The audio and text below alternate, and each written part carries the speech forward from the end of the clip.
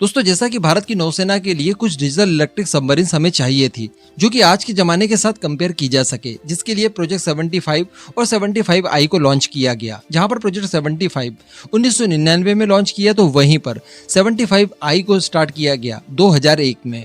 और ये बताया जा रहा था उस समय जो हमारी प्लानिंग थी उसके हिसाब से कहा जा रहा था कि दोनों ही प्रोजेक्ट अलग अलग होंगे लेकिन एक साथ चलेंगे। दोनों ही प्रोजेक्ट्स को भारत में ही पूरा किया जाएगा, जिसके लिए दो अलग अलग प्रोडक्शन लाइनें भी स्थापित की जाएंगी ताकि किसी भी प्रोजेक्ट का एक दूसरे के ऊपर कोई इम्पैक्ट ना पड़े और एकदम टाइमलाइन के साथ ये काम हो। लेकिन आप जानते हैं कि ये सब अब पॉसिबल नहीं है, क्योंकि जो प्रोजेक्ट 75 था वो तो चलिए पूरा ही होने वाला है। उसकी 4 सबमरीन्स ऑलरेडी हमें मिल चुकी है, 2 भी बहुत जल्दी मिल जाएंगी। वो अपने यूजर ट्रायल्स को इस समय कंडक्ट कर रही है। लेकिन अगर बात की जाए प्रोजेक्ट 75I की, तो अभी तक तो इसके लिए हमने कोई फॉरेन पार्टनर को ढूंढा भी नहीं है। जो हमने टेंडर जारी किया भी था उसके लिए एक एक करके सारे के सारे फॉरेन पार्टनर बाहर हो चुके हैं। रिसेंटली मैंने आपको मॉर्निंग में वीडियो बनाकर बताया कि फ्रांस, जो कि एक आखिरी उम्मीद थी हमारे लिए, वो भी बाहर जा चुका है। वो अपनी AIP टेक्निक भारत को नहीं देना चाहता। इसके पीछे उसका जो कुछ भी कारण हो वो उसका मैटर है, हमारा नहीं। लेकिन वास्तविकता ये है कि भारत के इस प्रोजेक्ट को इस समय लग चुका है ग्रहण। ऑलमोस्ट ये प्रोजेक्ट बंद ही हो चुका है।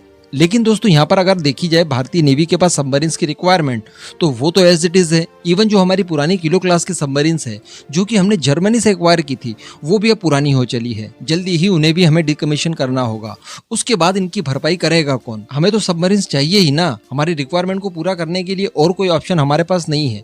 अगर बात की जाए नेवी की इंपॉर्टेंस की, तो आप देख रहे हैं चाइना जिस हिसाब से अपनी नेवी पावर बढ़ा रहा है, डेफिनेटली उसको काउंटर करने के लिए भारत के पास भी अरेंजमेंट होने चाहिए। लेकिन यहाँ पर थोड़ा सा मैं क्रिटिसाइज करना चाहूंगा भारतीय नेवी को भी, कि भारतीय नेवी DRDO के ऊपर विश्वास नहीं करती है।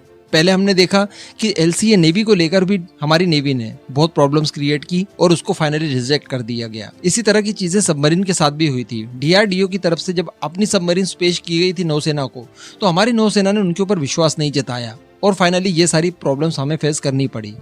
लेकिन अभी तो एकमात्र सहारा हमारे पास DRDO ही बचता है। मैंने आपको लास्ट वीडियो में भी बताया था कि DRDO ने भी अपना खुद का एक AIP सिस्टम तैयार कर रखा है, बराबर। इसके साथ साथ और भी कई सारी चीजें जो कि सबमरीन्स में इस्तेमाल की जाती है और वो इन्हें नेक्स्ट लेवल की बनाती है।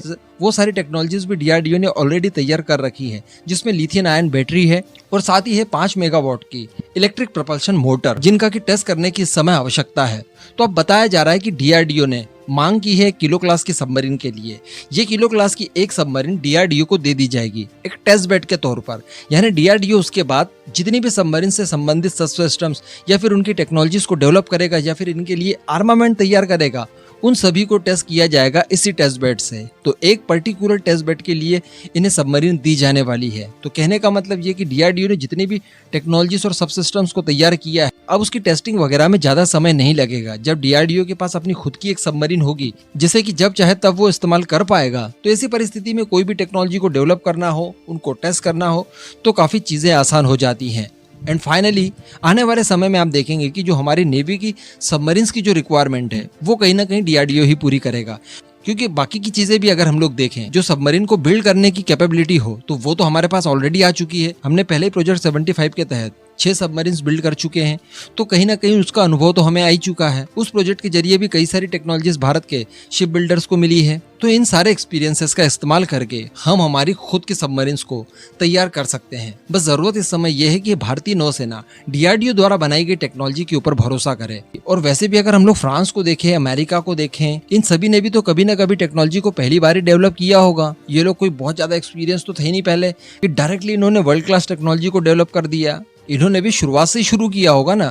तो अगर DRDO भी इस तरह की चीजें करना चाहता है, तो यहाँ पर भारतीय नेवी ने भी उन्हें सहयोग करना चाहिए। तो यहाँ पर DRDO ने जो कदम उठाया है यकीनन सराहनीय है। और वैसे भी DRDO की क्षमताओं को हम लोग कम नहीं आंक सकते। ये वही DRDO है जिसने की अरिहंत क्लास की सबमरीन्स बनाई है, K5 मिसाइल बनाई है, K6 बना रहा है, अग्नि 5 बनाई है। यानी DRDO की अचीवमेंट की लाइन बहुत लंबी है। और यही नेवी जो कि अभी अविश्वास जता रही है, इसी नेवी को DRDO द्वारा डेवलप किए गए TED-BF का इस्तेमाल करना होगा। और ये लोग भी काफी एक्साइटेड है उसके लिए। तो कहने का मतलब कैपेबिलिटी की कोई कमी नहीं है, केवल उनके ऊपर विश्वास जताकर उन्हें शुरुआत करनी दी जाए। अब इस पूरे मुद्दे पर आपका जो भी मानना हो नीचे कमेंट करके जरूर बताइएगा।